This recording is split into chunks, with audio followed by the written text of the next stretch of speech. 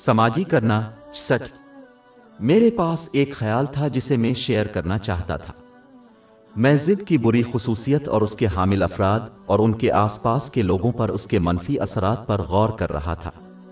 اگرچہ یہ خصوصیت بہت سے مسائل کا باعث بن سکتی ہے، صرف ایک اہم پر بات کی جائے گی۔ بعض دنیاوی معاملات میں ضد اختیار کرتے ہیں اور اس کے نتیجے میں وہ اپنے کردار میں بہتری نہیں لاتے۔ اس کے بجائے وہ اپنے رویے پر ثابت قدم رہتے ہیں اور یہ مانتے ہیں کہ یہ کسی نہ کسی طرح ان کی عظیم طاقت اور دانشمندی کی علامت ہے۔ ایمان کے معاملات میں ثابت قدمی ایک قابل تعریف رویہ ہے، لیکن اکثر دنیاوی معاملات میں اسے صرف ضد کہا جاتا ہے، جو کہ قابل ملامت ہے۔ بدقسمتی سے کچھ کا خیال ہے کہ اگر وہ اپنا رویہ بدلتے ہیں تو یہ کمزوری کو ظاہر کرتا ہے، یا یہ ظاہر کرتا ہے کہ وہ اپنی غلطی تسلیم کر رہے ہیں اور اس وجہ سے وہ ضد کے ساتھ بہتر کے لیے تبدیل کرنے میں ناکام رہتے ہیں۔ بالغ لوگ یہ مان کر نادان بچوں کی طرح برتاؤ کرتے ہیں کہ اگر وہ اپنا رویہ بدل لیتے ہیں تو اس کا مطلب ہے کہ وہ ہار گئے ہیں، جبکہ دوسرے جو اپنے رویے پر ثابت قدم رہتے ہیں وہ جیت گئے۔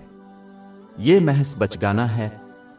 درحقیقت ایک ذہین آدمی ایمان کے معاملات میں ثابت قدم رہے گا، لیکن دنیاوی معاملات میں جب تک گناہ نہ ہو اپنی زندگی کو آسان بنانے کے لیے اپنا رویہ بدلے گا۔ لہذا اپنی زندگی کو سنوارنے کے لیے بدلنا کمزوری کی علامت نہیں بلکہ دراصل ذہانت کی علامت ہے۔ بہت سے معاملات میں ایک شخص اپنا رویہ تبدیل کرنے سے انکار کرتا ہے اور اپنی زندگی میں دوسروں سے توقع کرتا ہے کہ وہ اپنا رویہ بدلیں، جیسے کہ ان کے رشتہ دار۔ لیکن جو اکثر ہوتا ہے وہ یہ ہے کہ ضد کی وجہ سے سب ایک ہی حالت میں رہتے ہیں، جس سے باقاعدہ اختلاف اور جھگڑے ہی ہوتے ہیں۔ ایک عقلمند شخص سمجھتا ہے کہ اگر اس کے آس پاس کے لوگ اس سے بہتر نہیں بدلتے ہیں جس سے انہیں ہونا چاہیے، یہ تبدیلی ان کی زندگی کے معیار اور دوسروں کے ساتھ ان کے تعلقات کو بہتر بنائے گی، جو لوگوں کے ساتھ سرکلر دلائل میں گھومنے سے کہیں زیادہ بہتر ہے۔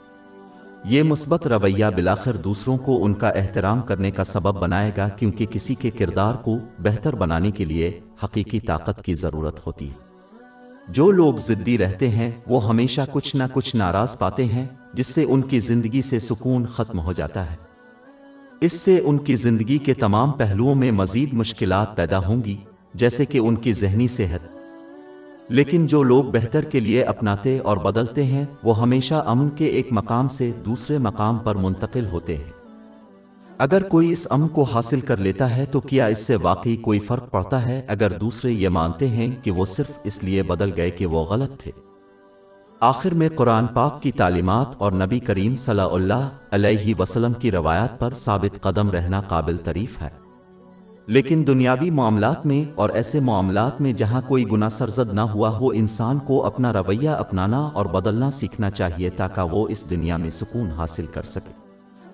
ہماری ویب سائٹ www.shekpod.com پر 400 سے زیادہ مفت e books, audio books, infographics, podcast اور بلاگ دستیاب ہے۔